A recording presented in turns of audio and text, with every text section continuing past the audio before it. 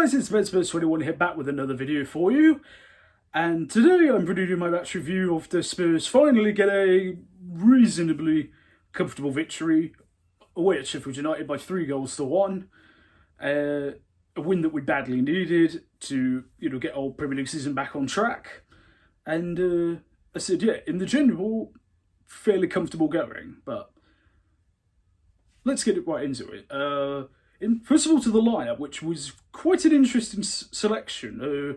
Jose Mourinho opted for essentially, I guess you could call 3 at the back, 5 at the back, whichever way you consider it, with Eric Dyer, Ben Davies, and Joe Rodon, who, if you watch my preview from yesterday, some of you might remember I said I'd give Rodon a chance at it, and lo and behold, he was in the team.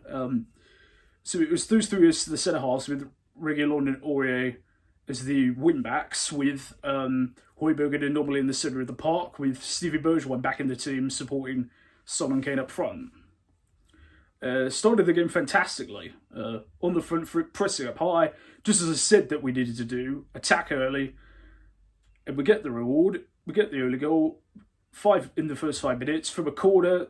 Son whips it into the near post. Aurier out-muscles his man, leaps like a salmon, gets his head to it into the net to make it 1-0.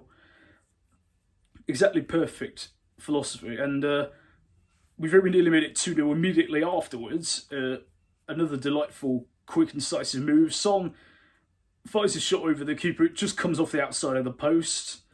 And yeah, we just kept that going from the first half. There was a real intent at last. There was, an impetus to go and finish the game off early. To, as I said, don't let the other team into the game. Keep them at bay. We keep having little half chances here and there. To be fair, given the way that some of our recent games have gone, you're sitting there going, just, please, let's get that second goal. And luckily, 3 minutes before half time, Højbjerg wins the ball high up the pitch, feeds through to Kane, just outside the penalty box. He just fires the shot, the typical Kane finish, into the bottom corner to make it 2-0. It was pretty easy. Well, to be fair for Kane, that's bread, but he could probably score that shot with his eyes closed. He's that used to it. And yeah, at half time at 2-0, you're thinking, all's good. Then we come up for the second half, and as you would expect, Sheffield United did, the other team would at least try to get forward, and Sheffield United did start to, test us a little bit. And then the dreaded moment occurs. Cross comes in from the left-hand side, and McGoldrick somehow slips in between Dyer and Davies, and neither of them jump or bother to pick him up, and he's got a free header essentially into the goal. He scores it to make it 2-1. And you're just going, oh, for goodness sake, not again, please. And with half an hour to go, there's still time. So, fortunately, though, we didn't retreat into a shell. We immediately went out and tried to get that 2-goal cushion restored. And 3 minutes later, that's exactly what we did. As again, we win the ball high up the pitch. Bergwijn chips the ball over the top to Ndombele, who, I can't really describe how he scores this because I don't know how he did it. The ball gets over the top of his shoulder. He's moving away from the goal, he's going diagonal left to where the goal is, and he somehow flicks his right foot back over himself. He's not looking at the goal, by the way, when he's doing this. His eyes are fixated on the ball, and the ball somehow loops over the goalkeeper and clips off the inside of the post, and it goes in. If he has meant that, fair play. That's an outstanding goal. I don't know if you come out and say, but I mean, that was astonishing, an astonishing finish. And I think that really just drained all of Sheffield United's life out of them.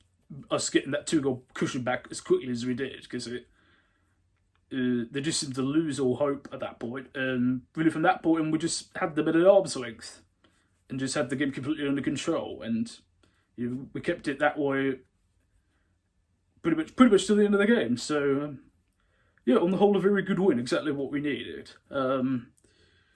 Ndombele was not just for his goal, but his all-round game was excellent today.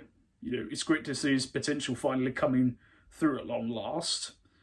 Joe Rodon is, in my opinion, should be starting now. He's proven his Premier League quality, and he's proven he's one of our top 2 centre halves. In my opinion, I don't know if you guys agree with me. If you do or don't, let me know. But for me, he's ready, and he should be in that team every week.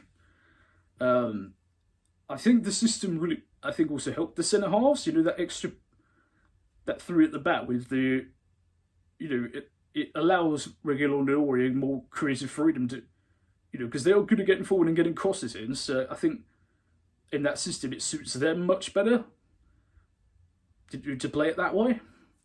And yeah, it's just nice to finally have a good win under our belts. So yeah, a fantastic day all round.